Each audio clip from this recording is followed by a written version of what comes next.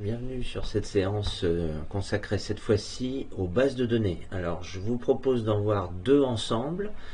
Je vais peut-être être un peu plus rapide sur la première qui s'appelle Springer.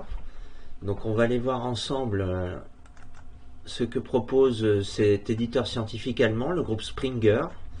Donc pour trouver la bonne adresse, je vous suggère de rajouter le terme link, link.springer. Donc déjà l'adresse, ça me paraît important. Pour arriver sur le bon site. Vous voyez, j'ai Link Springer et là j'ai Home. Donc on est bon. J'enlève ce qui est nous pollu à l'écran. Alors le groupe Springer, comme je vous l'ai dit, c'est un des principaux éditeurs scientifiques mondiaux, dans le top 10, on va dire ça comme ça, qui a pour, j'allais dire, pour politique récente de démocratiser l'accès au savoir. Et donc depuis à peu près un an, l'objectif est de mettre plus d'1 million de PDF en ligne, ce qui est plutôt sympa au niveau de la recherche, sachant tout de même que vous avez ici l'affichage. On est quand même très loin du contenu réel du site, qui comporte plus de 15 millions de références. On va déjà se contenter de ce 1 million et quelques de PDF. Alors concrètement, comment ça se passe? Vous avez un paramétrage de langue, mais malheureusement le français ne fait pas partie des options. On a anglais, allemand. Ceci dit, n'ayez crainte, il va bien accepter vos termes en français. Alors je vais prendre une expression typique, on va faire bloc opératoire, concept français, bien écrit en français. Et vous voyez, les premiers résultats nous indiquent qu'il a bien pris le français. Alors, petite subtilité, comme notre outil Best Search qui a déjà été évoqué ailleurs, il faut toujours reparamétrer, et notamment la langue ici. Je vais prendre uniquement ce qui est en français, donc j'en perds un petit peu évidemment, mais là normalement je suis presque sûr d'avoir que du français à 100%. Et parfois il y a encore des petites coquilles, mais là c'est normalement bien filtré. Alors la particularité de cet utilitaire Springer, c'est qu'il est très, j'allais dire, à la pointe sur certaines thématiques. Et c'est pas anodin que j'ai pris bloc opératoire, ça fait vraiment partie des thèmes phares des Allemands, à savoir tout ce qui va concerner plutôt l'anesthésie, la réanimation, la chirurgie. Et donc, vous voyez mon terme bloc opératoire, on est bien dans le thème si je puis dire, avec toujours cette limite de à peu près 1 million de PDF. Donc ça va être un résultat sur 15 à peu près. Alors là, plutôt à l'affichage, j'en ai plutôt pas mal, puisque j'en ai déjà un dès le 3e résultat, et ainsi de suite. Alors, vous voyez, j'en ai pas mal qui s'enchaînent ici. Donc on est plutôt bien servi sur ce thème, bloc opératoire. Et là, par contre, ce qui s'affiche là, ici sur mon PC en local, je dirais au CHU, je l'aurai également chez moi. Il n'y a pas de problème de conflit d'adresse IP ou d'abonnement spécifique lié au CHU. Là, tout ce qui est à l'affichage, je peux le consulter chez moi sans problème. Avec les mêmes, j'allais dire le même affichage, il n'y a pas de souci. Donc voilà pour le groupe Springer qui est vraiment à la pointe sur certains domaines. Alors je peux tenter évidemment des choses complètement différentes qui s'écartent un peu des thématiques que j'ai évoquées tout à l'heure. Cadre de santé, j'ai quand même 4000 résultats, etc.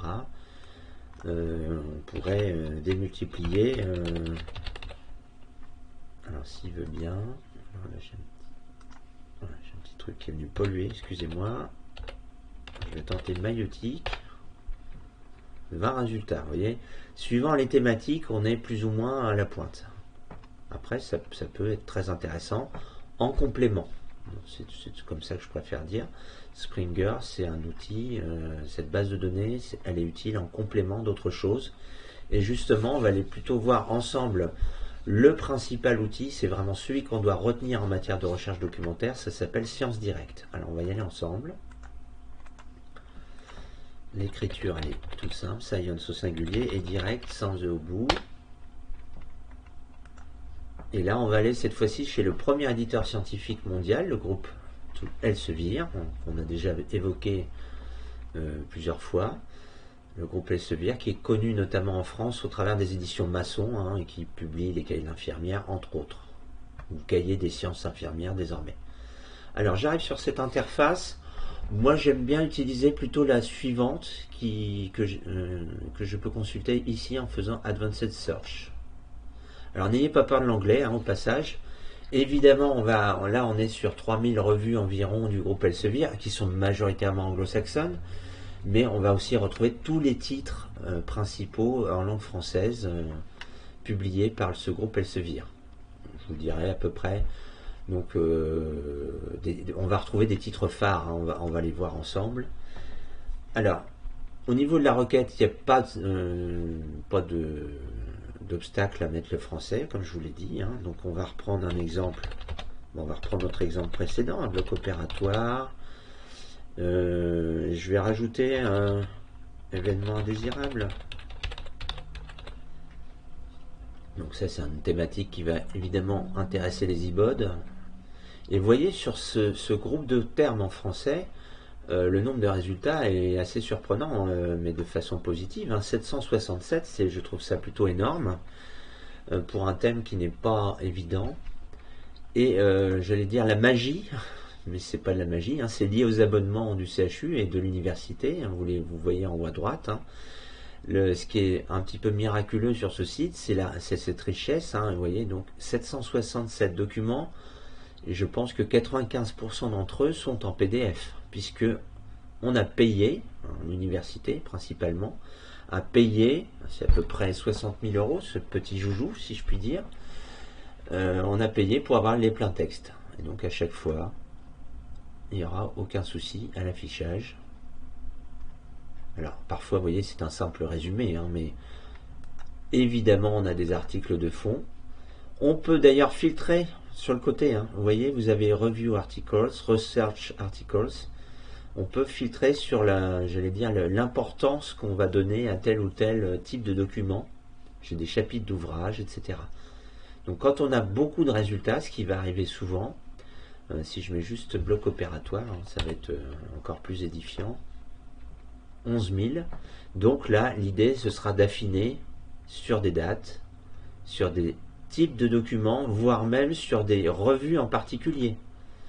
Le praticien en anesthésie-réanimation, par exemple, hein, le CDI est abonné en version papier, mais on le retrouve bien ici également en numérique, anesthésie-réanimation, etc. Journal de gynéco, on l'a également, et ainsi de suite. La presse médicale, on peut cibler telle ou telle revue. J'aurais d'ailleurs pu cibler directement une revue. On peut aussi tenter des choses. Interbloc. Alors Interbloc fait partie des abonnements. Alors il faudrait que je retrouve exactement la revue. Mais normalement elle apparaît dans la liste. Alors là, je vais juste vous montrer le praticien. Je vais gagner un petit peu de temps. Le praticien d'anesthésie-réanimation, on peut consulter tous les articles, hein, vous voyez, chez dernier numéro, je peux le feuilleter en plein texte. Voilà, ça fait partie des options de ce site. Alors, on a plusieurs difficultés par rapport à Sciences Direct. C'est d'abord cette richesse au niveau des résultats, hein. Si je reprends mon exemple basique, 11 347. C'est pourquoi tout à l'heure j'ai bien rajouté des mots-clés, parce que 11 000 textes à lire, c'est tout bonnement impossible, surtout dans l'optique d'un TFE. Donc là, 767, j'arrive quand même à des choses un peu plus raisonnables, et surtout si je me mets à filtrer sur les côtés, je peux prendre sur les 10 dernières années déjà. J'en ai plus que 442, donc ça peut quand même se feuilleter assez facilement. Mais premier petit inconvénient, je dirais qu'il a le défaut de sa qualité, hein. C'est tellement riche qu'il va falloir rajouter des mots-clés pour arriver à des résultats dans des zones de consultation acceptables.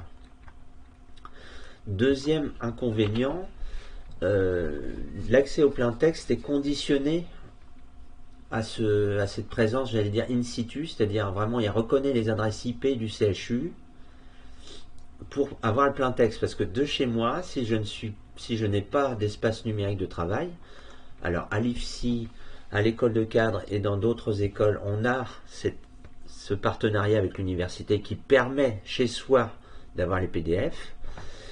On va rester dans le cas de figure où on n'a pas l'espace numérique. Hein. Ce qu'il faut faire, c'est quand même faire la recherche chez soi. Et puis, j'allais vous dire, essayez d'être malin. On prend les titres. Alors, on aura le résumé. Hein. Chez soi, on aura quand même le résumé, mais on n'aura pas l'icône PDF si on n'a pas d'espace numérique. Je me répète un petit peu, pardonnez-moi. Imaginons que je veuille avoir le plein texte. Eh ben, c'est tout simple. Hein. On prend le titre. CTRL-C. Je vais aller ouvrir un document Word. Je vais faire un copier-coller de mon titre, du titre qui m'intéresse. Et puis, quand j'arrive sur un des PC de l'ERFPS, que ce soit en salle de lecture au CDI ou en salle informatique, eh bien, rien ne m'empêche de faire des copier-coller. Hein. Voilà, j'arrive sur place et je veux trouver cet article-là. Il me l'affiche comme il faut, avec cette fois-ci le PDF. Voilà la petite astuce pour quand même faire un travail en amont chez soi sur Sciences Direct si on n'a pas la chance d'avoir un espace numérique de travail. On peut les sélectionner chez soi et puis dès qu'on arrive sur place, on fait des copier-coller dans la barre de recherche et là, cette fois-ci, on aura bien le PDF puisqu'on sera reconnu par le système, si je puis dire. Voilà, entraînez-vous bien sur cet outil qui est sans doute, comme je vous l'ai dit, le plus riche en matière de ressources documentaires.